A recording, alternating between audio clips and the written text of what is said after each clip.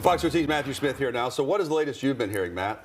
Well, I really want to start with a quick rundown of some of the things that we've learned just in the past hour from that news conference. We now know about 300 first responders are on the ground working on this rescue operation. We've got police, fire, and military boats that are on the Potomac River right now as I speak. Helicopters are coming in from neighboring states, and federal agencies obviously involved in this rescue as well.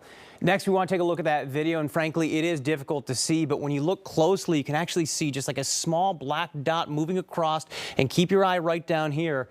That is the flash you see as the helicopter and the plane make contact, and you can actually see some of the wreckage going down below into the Potomac.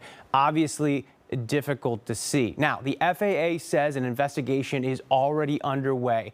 A tweet was sent out a short time after the crash by Sean Duffy, sworn in a matter of hours ago as the new head of the Department of Transportation. It's the person that would oversee the FAA. And tonight, you just heard from him here live on our air. He was on the ground briefing the media along with the mayor and other first responders. He says that he was at the FAA headquarters monitoring what was taking place and also getting calls from both the DOD with Pete Hegseth and Donald Trump as they were in the Situation Room. We also need to talk about the water conditions right now. Out on the Potomac, you can see there is a huge response out there, but obviously it is cold and it is dark. First responders at the top of the hour were telling you how it's hard on their teams. So just imagine the folks that weren't prepared for these conditions that were on that jet. We are expecting that water be in the mid to upper 30s overnight, so it's worth noting that anyone that may have survived, well, cold water can lead to hypothermia in just 15 to 20 minutes. We are well beyond that at this hour. We've already heard from the Secretary of Homeland Security that available U.S. Coast Guard assets would be deployed out there to help, so that 300 number I just mentioned a moment ago, that will likely be climbing.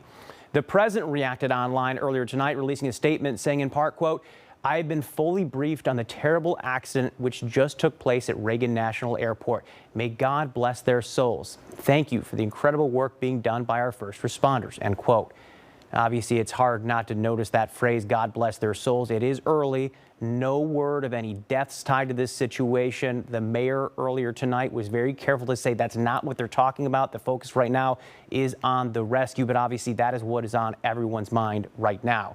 Now, our local Senator Maria Cantwell works closely with the FAA with regularity due to her committee assignments. She also released a statement telling Fox 13, quote, "Following the devastating news of a plane crash in the Potomac River and the extraordinary response from first responders, while we wait to learn more, let's pray for those involved."